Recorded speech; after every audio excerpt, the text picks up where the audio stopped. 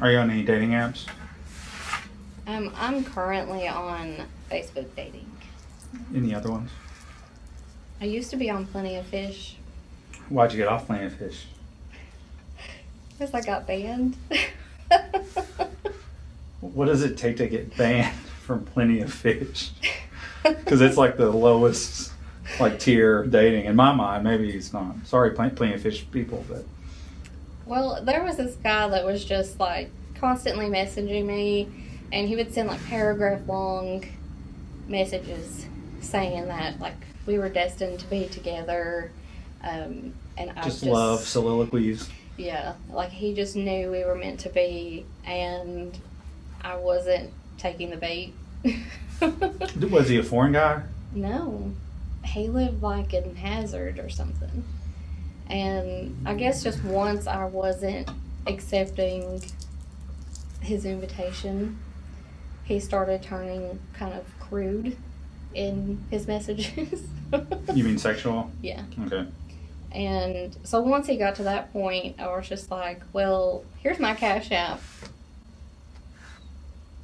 You can send me some money and we can meet. Did you throw a number out there? I may have said like $20. Are you really just $20 just as a joke? Yeah. So he reported you? Yeah, he had to have reported me. Did you just get an email like from Plenty of Fish? And yeah. You're trying to prostitute? Do you remember what they said? It just said I was banned because I broke like policy or something. And they didn't point to that instance? No. So it was like if I had done like really bad stuff all over the board, I wouldn't have known exactly what did it. But that was the only thing I did. Congratulations. Yeah. Put that on a resume. It's not even gross, it's just cool. Which the funny thing about it is though, because I got banned, right, he still had my Cash App. He sent me like $5. Just as like... He was like, hey, this is my phone number, you should go. Oh. Yeah. So that's how he gave you his number, was through the Cash App. Yeah. Ah, okay. And then when I didn't... That's kind of clever. I didn't respond, he tried to get a refund. Did you keep it? Yeah, I kept it. Did you go buy a $3 bottle of wine and have it drink the wine on him? Yeah. Cheers. What's up, guys? It's Barrett Freeman here with the PropertyTales podcast. I'm here with Christa Walker.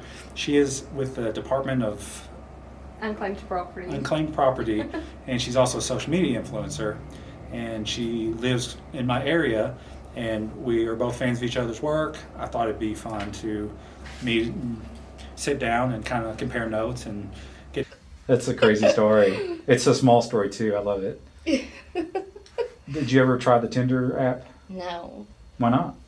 Because it has such a bad reputation. It's a meat market. And I was like, I mean, because like you see stuff like on Facebook or TikTok, like videos about it, and they're like, well, I met this person on Tinder, and then we just met one night, and that was the last time they ever talked to me, and they ghosted me, and I'm like, well, that's what Tinder is. Yeah, gasp. Yeah, I'm like, what did you expect? Have you had any luck on Facebook dating? No. What's it like to use that Facebook dating app? I mean, it's pretty similar, like the setup to Tinder. You can swipe right to match or swipe left to decline. But you just like, you can put whatever pictures you want to on there, but like your name is whatever your name is on Facebook.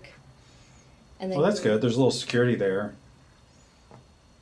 I don't know. Like my issue with it is because you can put whatever your occupation is. Like you can type it in. It doesn't like link to what your occupation is on Facebook. Yeah, I have a story about that too. What happened? So this guy had matched with me, but like he didn't have any personal pictures on there. It was all like stock photos. But you had to swipe right on him too, right? Yeah. So I would have had to swipe right. Well, and you can have like a little caption, like, you know, what you're looking for or whatever you can put in there.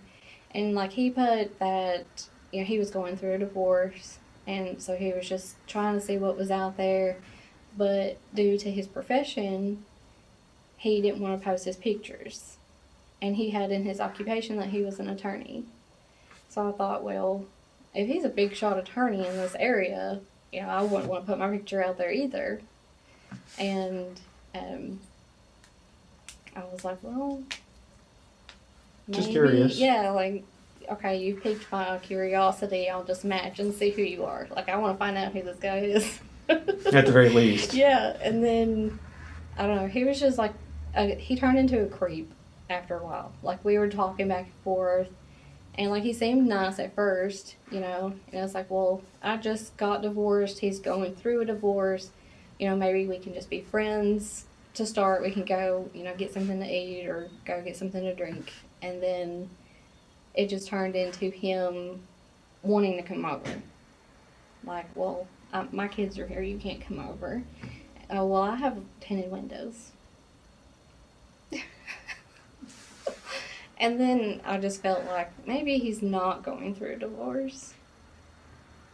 And he's just using it like Tinder. So you called it off after that? Oh, yeah. Just ghost, I guess? Yeah, I blocked him. Did you leave him with some kind of paragraph like this is why, or just block? I just blocked him. So how's the dating been going? Not, like, it's been over a year since I really had a date. Are you talking to guys regularly? I mean, I have guys message me all the time.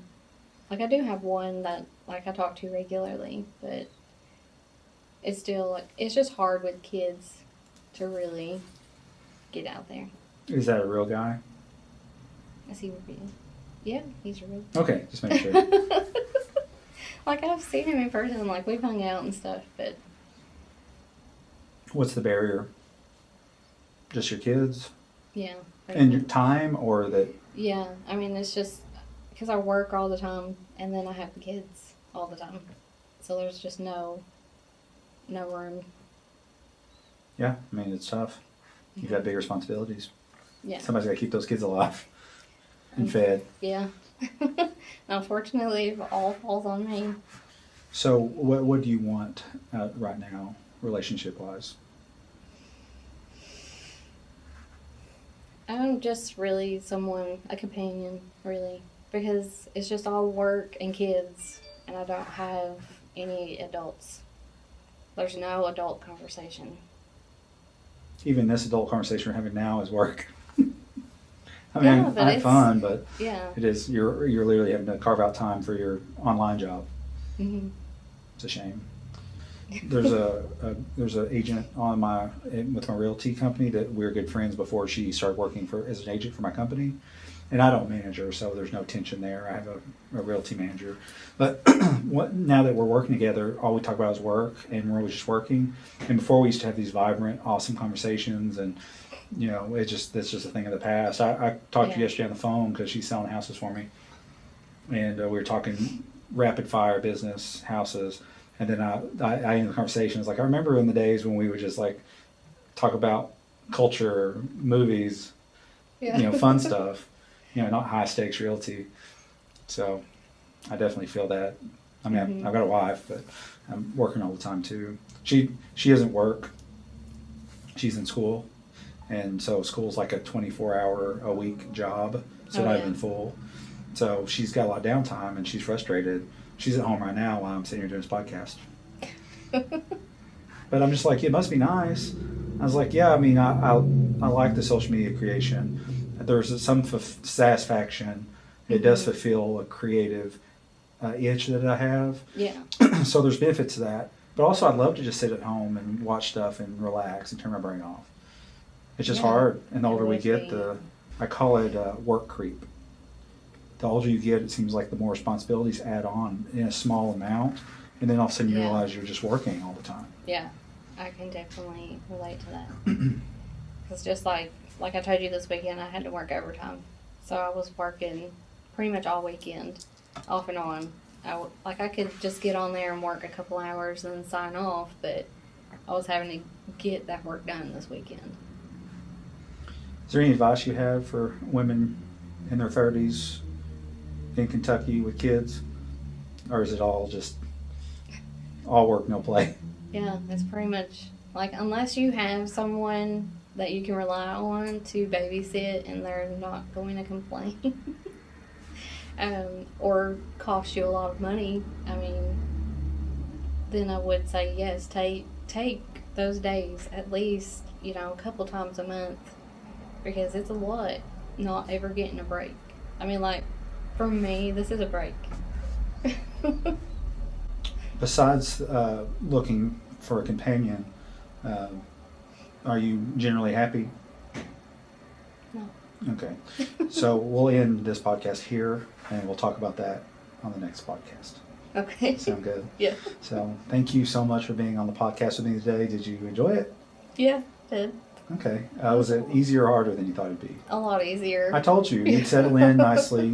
When we were preparing the other day, we had very easy conversation. I knew we would. It's really just how long do we want to record? Yeah.